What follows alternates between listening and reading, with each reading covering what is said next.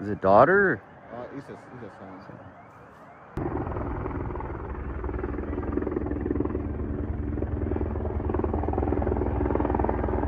This is a deeply distressing incident where 9 individuals have senselessly lost their lives. Our thoughts are with the families, the loved ones, the first responders in the greater Tumbler Ridge community, and all those impacted by this tragic incident. Upon arrival, there was active gunfire, and as officers approached the school, rounds were fired in their direction. Officers entered the school to locate the threat. Within minutes, an individual confirmed to be the shooter was located deceased with what appeared to be a self-inflicted gunshot wound. The suspect has been identified as 18-year-old Jesse Van Rootselaar, who is a resident of Tumbler Ridge. 2 firearms, a long gun and a modified handgun, were recovered by responding officers. Determining the origin of these firearms and what role they played in the shootings remains a significant part of the active and ongoing investigation. So a suspect is identified as an 18-year-old female by the name of Jessie. We have a history of police attendance at the family residence. Some of those calls were related to mental health issues. Police had attended that residence on multiple occasions over the past several years, dealing with concerns of mental health with respect to our suspect. I can say that on different occasions, a suspect was apprehended for assessment and follow-up. So it is believed the victims of that residence and the suspect are family members. Can you say what parents, siblings, what relationship that is? Yes, the female adult victim is the mother of the suspect, and the youth male is the brother of the suspect, or stepbrother. I will say that, again, I'm not trying to be too circumspect, but police have attended that residence in the past, approximately a couple of years ago, where firearms were seized under the criminal code.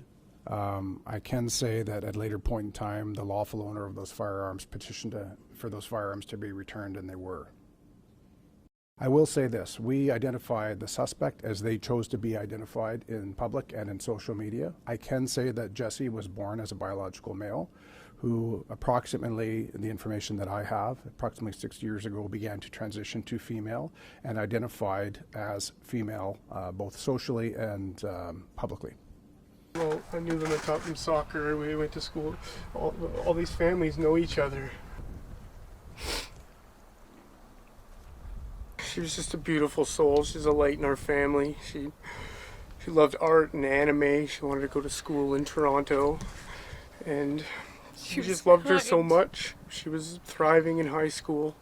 She never hurt a soul. She was a supporter, LGBTQ supporter, and she was the last person who ever deserved this.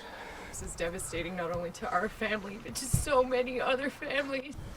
Yeah, I let her off. I let her go to school with her brother Ethan in the morning, and I soaked in that moment watching them walk in the door together for whatever reason, and I didn't know it would be the last time they'd go to school together.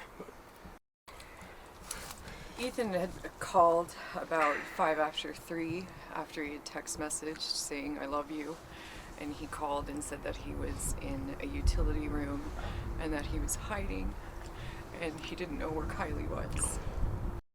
7 kids and 2 adults, and we need to put their pictures up on social media. Like, there's a hero named Maddie Levesque who did CPR on my daughter for 45 minutes, and she was the one who came and told us 9 hours later that our daughter had passed because the police hadn't said anything to us. Like, these are the heroes. You want to put someone's picture up on the news, put Maddie's picture up, put my daughter's picture up, and Takaria and Abel and Ezekiel and Maya, who's still fighting for her life. Put all their pictures up. Let's stop giving this psychopath the recognition, because these kids were lost before they got to become teenagers. So let's put their pictures up, please, and remember them, not this murderer.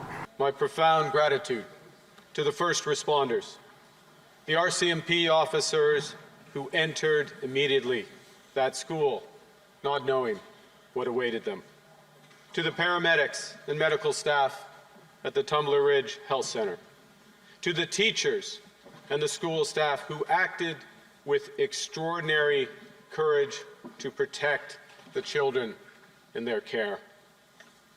In the darkest of moments, they showed the best of our country. I have spoken with Premier Eby to express my condolences and those of the Government of Canada. The Minister of Public Safety has been coordinating the federal response and is en route to Tumbler Ridge with the Premier and Minister Robertson.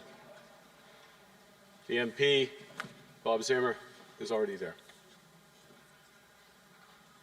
Our officials are in close contact with their provincial and local counterparts to ensure that the community receives every support that we can provide now and in the weeks and months ahead. Mr. Speaker, we have been here before. École Polytechnique in Montreal, the Islamic Cultural Centre of Quebec City, La Loche, Saskatchewan, Humboldt, Saskatchewan, Potepic, Nova Scotia. Each time, it breaks us open. Each time, Canadians show who we are. Mr. Speaker, in the days ahead, there'll be important questions to ask, difficult conversations to have.